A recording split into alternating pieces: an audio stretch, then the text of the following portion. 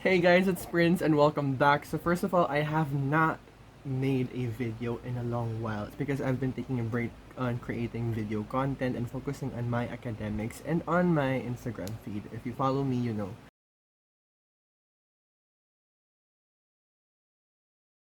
You might have heard the word blotter many times now. Like, pag may nagkakaguluhan, laging nag-uusap na ba-blotter natin yan or ire-report yan.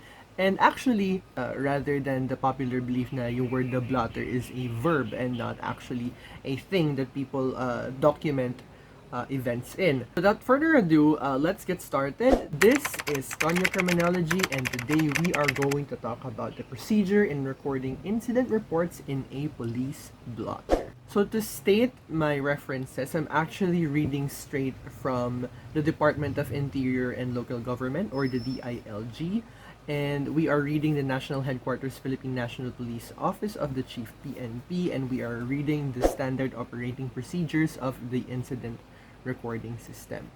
The term that we have to be familiar with right now is the IRF, or the Incident Record Form. So the Incident Record Form is a document that the people who are reporting, yun yung fini-fill up nila whenever they do a report sa police stations. So first of all, guys, the first thing that we have to take note before we proceed to the recording of incident reports in the police blotter is the incident report itself should be filled up in the IRF. So we are speaking in the perspective of a police officer na na-record na nung person na nag-report yung report niya dun sa IRF. Okay? So tapos na yung buong reporting procedure, nakapag-report na yung taong magre-report. Okay? So, the reporting itself, the recording of the document prior to the police blotter, may sariling process yon. So, basically, yung nagre-report, dun sila naglalagay sa IRF and not directly sa police blotter. Kasi, yung police blotter, ang pwede lang magsulat dun is yung police itself. So, pag may magre-report, hindi sila mag-fill up dun sa blotter. We have to take note of that. Okay?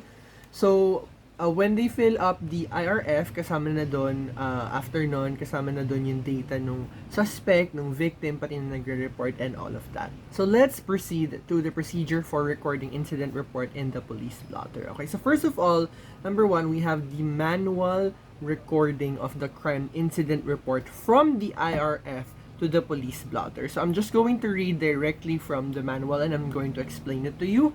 Okay, the crime incident report recorded in the IRF after the transaction with the reporting person has concluded. So, after na matapos yung whole process ng reporting person, yung transaction between nung desk officer pati nung reporting person, that whole process has already been done. Shall be transcribed and entered into the police blotter by the desk officer of the police station. So, ibig sabihin, after mag-file ng report nung reporting person, yung document, which is the IRF, kumbaga itatranscribe ni desk officer yung contents nun sa police blotter. Now, the IRF actually has a template. Now, with that template, kailangan makondense ni desk officer yung contents ng IRF para maisulat sa police blotter. Because the police blotter itself, it does not have like a complete format. Hindi siya yung may mga square na nakalagay sino nag-report, ano report. No, it's actually, you're like writing a whole statement sa police blotter. So, for those police stations equipped with the crime incident reporting system, popularly known as the e-blotter, the designated crime registrar will likewise enter the record into the system. So, ibig sabihin, if yung station na pinuntahan ni reporting person, merong e-blotter or yung crime incident reporting system, yung designated crime registrar, which is yung in charge na mag-manage sa e-blotter, sila mag-enter ng record dun sa system. Ang pinakaiba lang nito, guys, kung merong e-blotter yung police station na yon, hindi niya kailangan gawin physically kasi meron na silang system for that. Gets? Ganun. Okay. So next, we have the importance of the police blotter. So, blotter entry reports serve as a permanent record of incidents, events, problems, and so forth. There are many types of reports, each of which serves different functions. A police blotter is used to keep people informed of activities within the police jurisdiction. So ngayon, guys, if you still don't know what a blotter is, basically, naka-record doon lahat ng activities, events, and incidents na nangyayari within the police jurisdiction. So think of the police blotter as a record of everything na nangyari na may responsibility yung police towards. So, it is used to compile statistical information, identify problems in the community, or identify police training needs.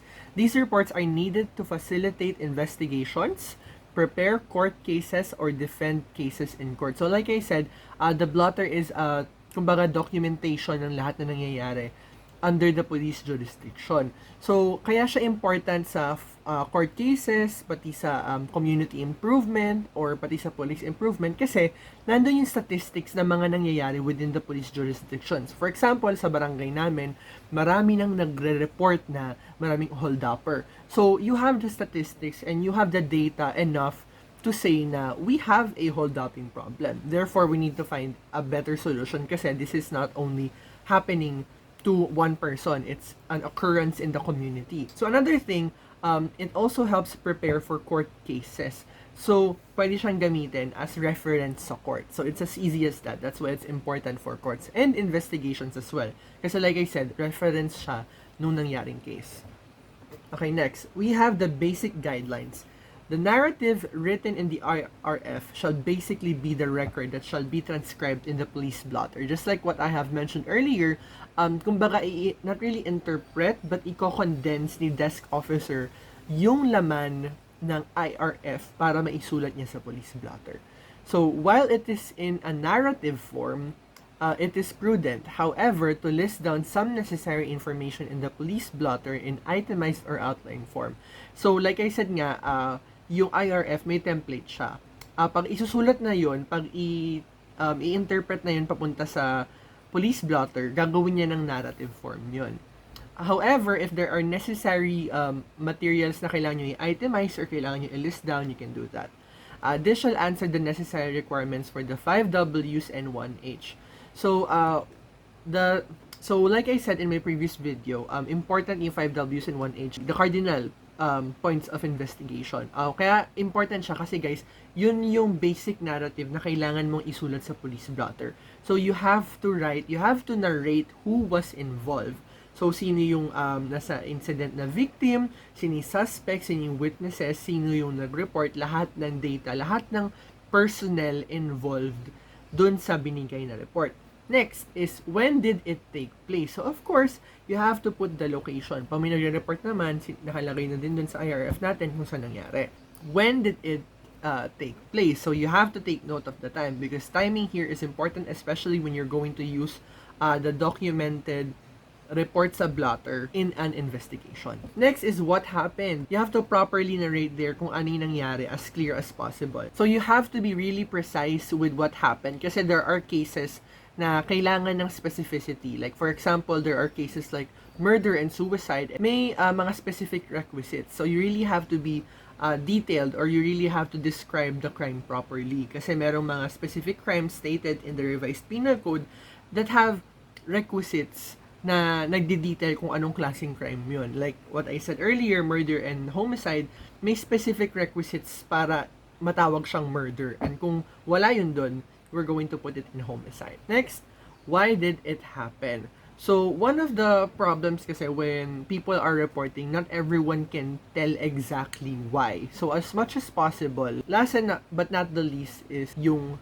how it happened. So, like I said in my previous videos, cardinal points of investigation natin, kailangan nyo ma-describe kung paano nangyari yung incident mismo and kung malalagay din nyo doon kung ano nangyari before and after, that is much better. But of course, guys, always remember, all of the details that you put down in the police blotter has to be concise. So when you're going to tell how it happened, oh my God, may hahasa. So as much as possible, guys, make sure that you put the important details only dun sa police blotter. Don't make it too congested na hindi madali maintindihan at ma-interpret. So after nyo magsulat dun sa police blotter natin, kailangan mag-affix ng signature yung desk officer and the reporting person. So another thing then, when it comes to encoding, so you really have to be trained to write when you are affixing all of the details in the police blotter because this shouldn't happen in a long time. Kasi remember,